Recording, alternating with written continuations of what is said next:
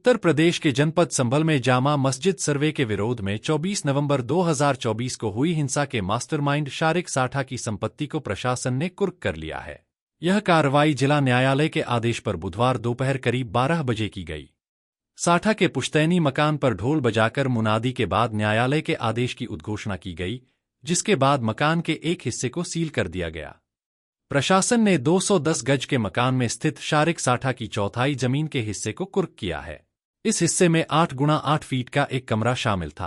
कमरे के अंदर मिला सामान भी राजस्व विभाग द्वारा जब्त कर लिया गया है। प्रशासन के अनुसार सील किए गए हिस्से की अनुमानित कीमत 20 से 25 लाख रुपए है, जबकि जब्त सामान का मूल्यांकन वर्तमान बाजार दर के आधार पर किया जाएगा। यह कार्रवाई संभल हिंसा के दौरान बिलाल और नईम की हत्या के मामले में की गई है।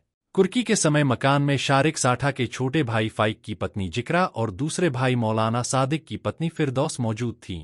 किसी भी अप्रिय स्थिति से निपटने के लिए मौके पर भारी पुलिस बल तैनात रहा और ड्रोन के माध्यम से आसपास के इलाकों की निगरानी की गई। गौरतलब है कि 24 नवंबर 2024 को जामा मस्जिद में एडवोकेट कमिश्नर द्वारा कराए जा रहे सर्वे के दौरान हिंसा भड़क उठी थी।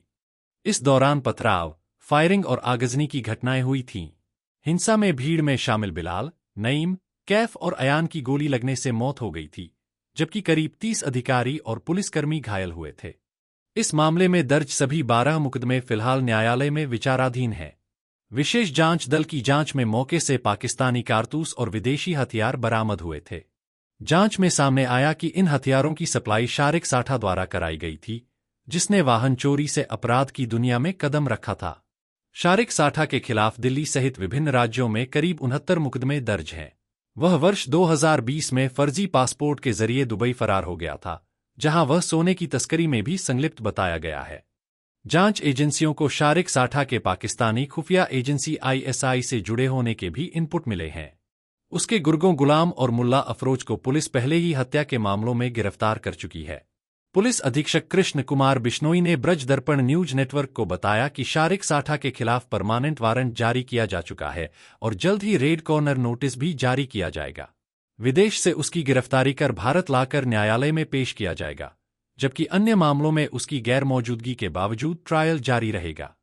इस संबंध में पुलिस अधीक्षक कृष्ण कुमार बिश्नोई ने ब्रज दर्पण न्यूज नेटवर्क को जानकारी दी। जनपद संभल में 24 नवंबर 2024 को हुई हिंसा के मास्टरमाइंड शारिक साठा, जो कि यहां से 2020 में भारत से फर्जी पासपोर्ट के माध्यम से भाग के दुबई चला गया था। उस व्यक्ति की कई राज्यों की पुलिस को तलाश है। इसके ऊपर 69 मुकदमे विभिन्न राज्यों में दर्ज हैं। 24 नवंबर 2024 को यहाँ पे जो हिंसा हुई थी उसका ये मास्टरमाइंड है। जंगी ऐप के माध्यम से अपने गुर्गों से बात करता था। इसका एक गुर्गा, मुख्य गुर्गा जिसका नाम गुलाम है, वो अभी वर्तमान में मुरादाबाद जेल में बंद है। इन सब लोगों के द्वारा इस घटना को कारित किया गया था। इस व्यक्ति को गिरफ्तार करने के भरपूर प्रयास किए गए। इन सभी प्रयासों के बावजूद पुलिस है वो अभी तक उसको गिरफ्तार नहीं कर सकी, तो इसलिए माननीय न्यायालय से 2 केसों के अंदर इसके खिलाफ कुर्की की कार्रवाई है और वो भी करवाने के लिए आग्रह किया गया था। इसके आधार पे ये कुर्की की कार्रवाई आज की जा रही है।